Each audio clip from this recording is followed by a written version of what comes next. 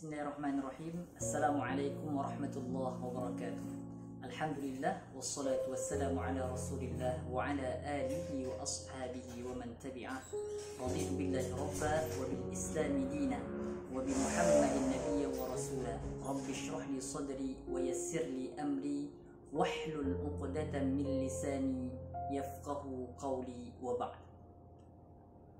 Sidang pendengar yang dirahmati Allah, puja dan puji syukur kehadirat Allah Azza wa Jalla, salawat dan salam kepada Rasulullah Muhammad sallallahu alaihi wasallam.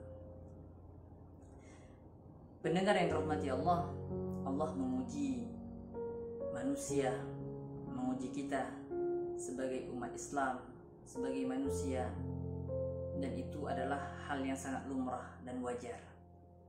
Allah katakan dalam Al-Quran, A'udzu billahi minasyaitonir rajim, Bismillahirrahmanirrahim.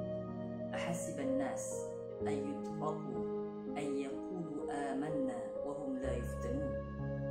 Apakah manusia menyangka, apakah manusia mengira, apakah manusia menduga bahwasanya ketika ia diciptakan, ketika ia mengucapkan amanna, ia mengatakan ia beriman pada Allah Azza wa Jalla, wa hum la yuftanun, setelah ia beriman, setelah ia mengucapkan syahadat, asyhadu an la ilaha illallah wa asyhadu anna Muhammadar Rasulullah, ia tidak akan diuji lagi?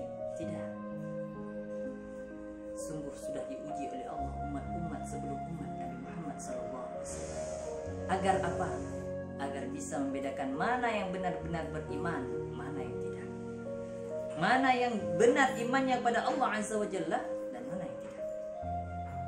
Maka ma'asyiral muslimin, para pendengar yang dirahmati Allah, hal yang paling penting yang harus kita maknai dalam hidup dan kehidupan ini adalah ujian, musibah, dan cobaan yang Allah hadirkan itu suatu kemestian dan tetap harus disikapi dengan penuh kesabaran.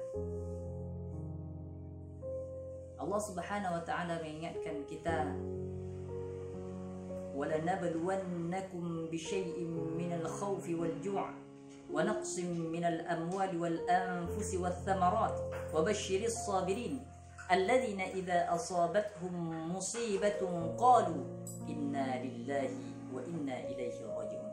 Pasti Allah akan menguji kita dengan berbagai macam model ujian, dengan berbagai macam bentuk ujian. وَلَنَبْلُوَنَّكُمْ بِشَيْءٍ مِّنَ الْخَوْفِ, akan ada ketakutan.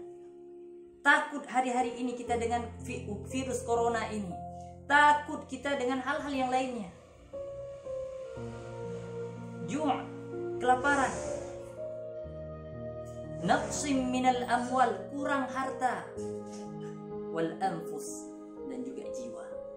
Tapi di ujung ayatnya Allah mengatakan, wa basyiris sabirin, sampaikan berita gembira, kasih tahu kabar yang luar biasa pada orang-orang yang sabar. Siapa orang-orang yang sabar? Alladzina idza asabathum musibah qalu, orang yang apabila mereka ditimpa dengan ujian, ditimpa dengan musibah, diberikan kesulitan oleh Allah Azza wa Jalla untuk menguji keadaan imannya, kadar imannya, qalu, mereka berkata, inna lillahi wa inna ilaihi raji'un.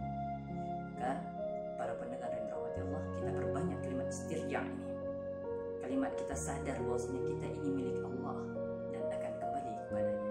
Aku qouli hadza wa astaghfirullahal azim li wa lakum. Assalamualaikum warahmatullahi wabarakatuh.